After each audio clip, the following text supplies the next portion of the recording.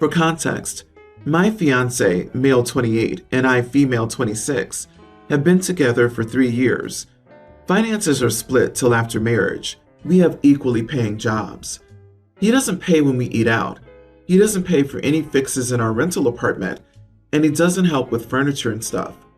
I've tried to have conversations about how I'm always supposed to foot the bill for almost everything. His excuse is that he's been saving for a new apartment. He's been saving up for 2 years now, but he still has the half of his salary which he uses on himself and buys gadgets and gaming stuff. So when I try to argue about it, he'd say it's his money after all, and remind me of how he's saving up to buy an apartment for us. Days ago he called me and asked that I take him to the hospital to treat his ankle. It's been hurting him for weeks, but only now has he decided to get it checked. I drove him there since he was in pain, but I was surprised when he told me to pay the bill. I asked him why not him, and he brought up the new apartment he's been saving for again. I had it, especially after he threatened not to add my name to the new apartment's title if I refused to help him out. Finally, I snapped and told him to pay for himself and stop using my money with the apartment excuse. Then I left. He had to pay but was furious, saying I'd let him down in his time of struggle, and he also told me that my attitude isn't partner material. I told him I felt like he was using the new apartment to spend my money, but he said I had no empathy or sense of responsibility to support and help him out when he's doing me this huge favor and buying me an entire freaking apartment. He's calling me selfish and negative. I don't know. I feel guilty for doing this, and now he's avoiding me entirely. Not the idiot. You're being used. He's saving so he can have an apartment. You're not in his future plan. You're just the ATM he's draining, so he has enough saved up in the end. 100% when he has enough money for the apartment, he dumps you. Stop footing the bill. Leave him. Assuming there is any money being saved up, I would want to see with my own eyes how much he saved up. He is unreasonable to expect you to pay for his hospital bill. I mean, he's saving and all that. OP, don't fall for this. You pay for everything while he spends his money on whatever he wants. I'm not really buying it that half his salary goes into savings. If you're both saving, do so in a joint account that's split in case you break up. You're paying for everything and have nothing in return. The money he saves is not yours, just his. He's saying you're not partner material? Is this a joke? He's saving his money and living off of you. This is who he is, and marriage won't change him. Thank God you're seeing him for who he really is before you bind yourself to him legally. Believe the red flag he's waving in front of your face and run. I promise you, your name will never be on the deed to that apartment. Do you even have proof of this magical apartment money? No, of course you don't. Because, honey, there is no savings account. He isn't saved for an apartment. He'll have an excuse when the time comes. Don't marry this user. You're worth more. My friend wanted to leave her husband, but she had nowhere to go. So she felt stuck in the marriage. So I offered to let her stay with me for a few months, since I had the space and my fiance was working in the US for 5 months. When I told my fiance she would be staying here, he told me he didn't want her staying in his home. My fiance and my friend don't like each other, but I thought he'd be okay with it since he wouldn't be here anyway, and because I explained how awful her husband was to him.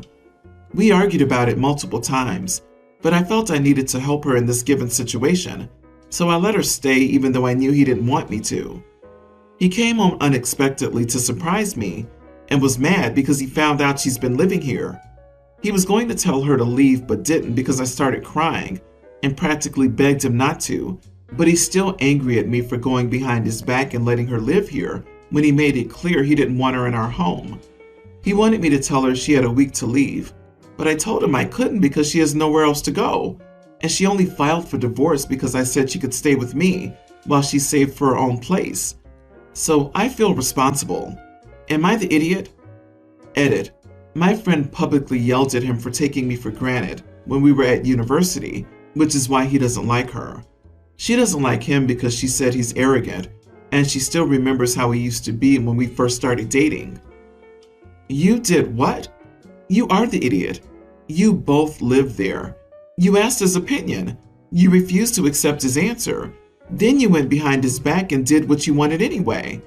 You're trying to guilt him into continuing your lie to make you not look like a bigger idiot to your friend. Enjoy finding a new place to stay with your friend, away from your ex-fiance. OP's fiance owns the house, and now the friend has squatter's rights. Ex-fiance sounds correct. OP, this woman publicly and loudly insulted him for how he treated you. You took her into your shared home against his wishes. She lives there against his wishes. So, in his eyes, you're choosing this woman over him, and she's allowed to interfere with your relationship? Because now he can't trust you to leave you alone at home. Who knows who else she'll let live there with you when he goes away? Oh, yikes. Then that's even worse. I guess fiance now has to try and evict them both. Joking. But I can't believe OP had the gall to just up and move someone into his house. I understand you wanted to help, but this was irresponsible and deceitful. This is your fault, and I hope you can clean up your mess for your friend's sake. I will go against the grain here and say, not the idiot. If the friend really is being abused, and OP's fiance isn't even around for 5 months, he should have said okay. Fair enough if he was at home too, but to turn away OP's friend from an abusive situation when he's not even around just seems too far. What does it matter to him if she's there while he's gone? As long as she moves out before he comes home, I don't see why he's being so harsh about it. There's something really grim about how incredibly fixated all these people are on the fact that her name isn't on the deed, and it's therefore his house. First of all, it may be his house, but it's their home. OP's not living there as some big act of generosity from him. She's living there because they're engaged to be married, LOL.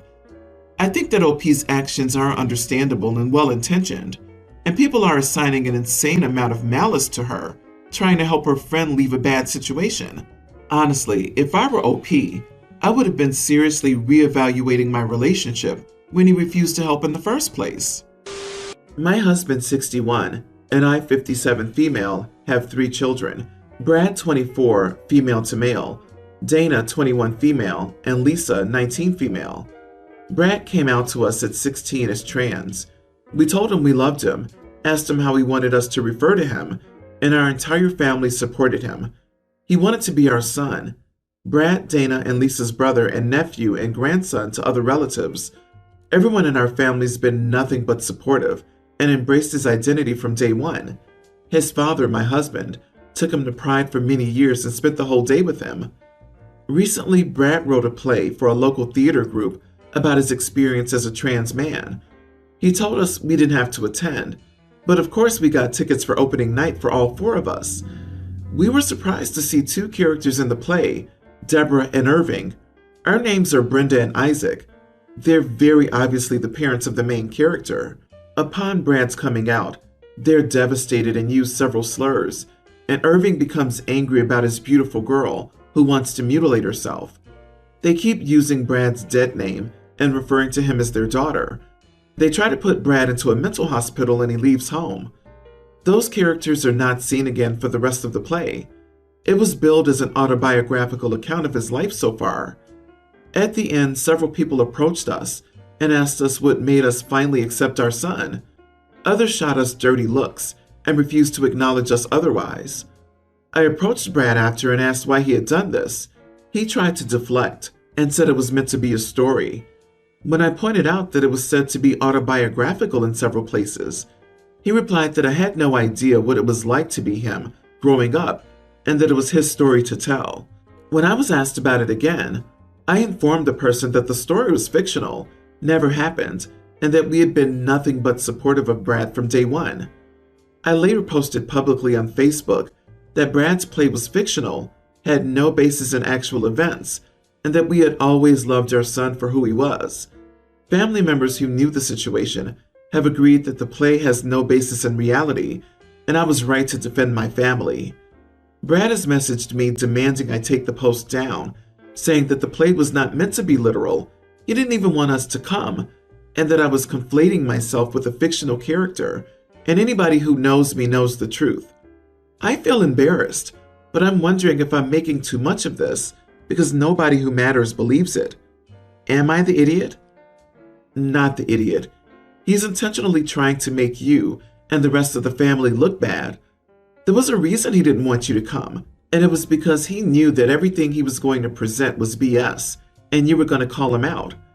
It would have been fine if it was fictional, because for many people it goes like that, but for him it wasn't like that. But how dare his family accept him and love him just as he is? Where's the drama in that? They cheated him of his saga of hardship and struggle. Family these days and what they put their trans kids through.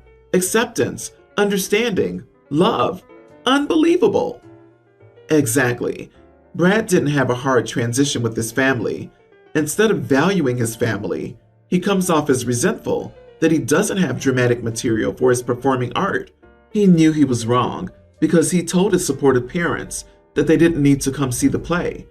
He's also demanding that mom shut up instead of posting replies explaining why he allegedly felt like this. He's not making any defense. The only conclusion is that he has none. He knows it.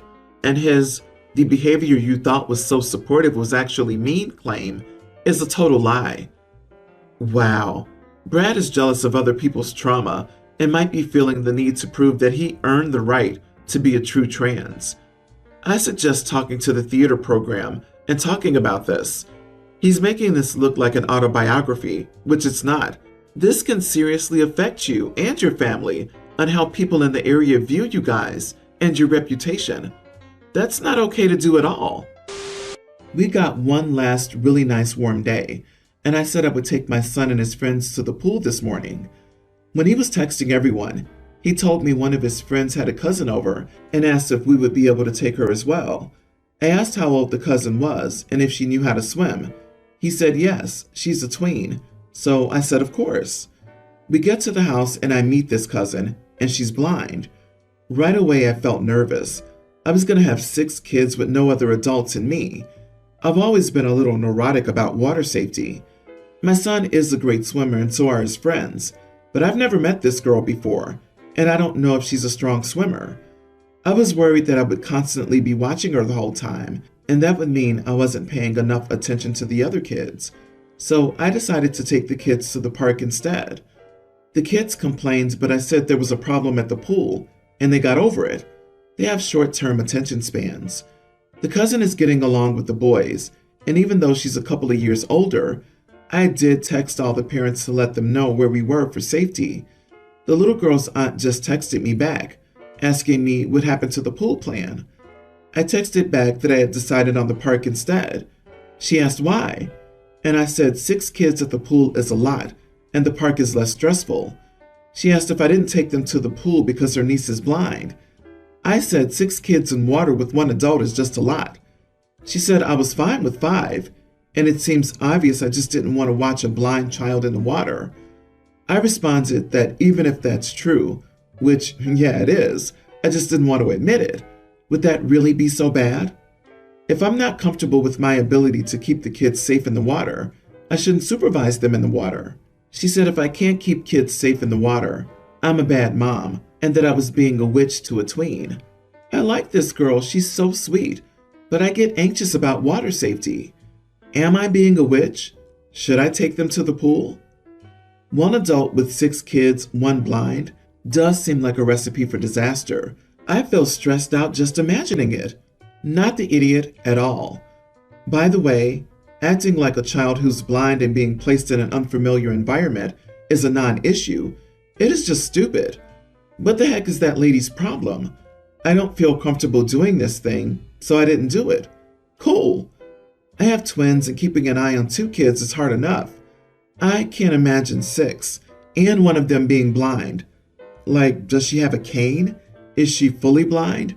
Or can she see shapes? How much assistance does she need? Do you have to stay in the water with her? I would be so nervous in that situation. The woman who didn't inform you that the 6th child you would be watching has special needs is a massive idiot. OP went above and beyond by changing the plan altogether. It's not even that she outright refused to take the girl. She didn't even say something about it to the children. In my opinion, a very mature move. OP, the aunt can complain all she wants. You made the safe choice, and devised an alternate plan that allowed the kids to have fun and come home safely. Agree. Her pushing the issue with you was wrong. She sounds like the type to create prejudice and then complain about it. If there had been a problem at the pool, I bet she would have jumped to blame you for it. She sounds awful. My house is on a street that's within walking distance of a very popular part of the city. This part is filled with restaurants, trendy bars, clubs, trendy shops, and more parking is needed. Because of this, the street where I live is always full of non-resident cars. It's a public street, so anyone can park there, but parking laws are strictly enforced. Two of these laws are that cars cannot park within 5 feet of the driveway and cannot block the driveway. I have a single driveway that has a fence on one side. That means if a car's bumper is just 1 inch into my driveway, I'm blocked in.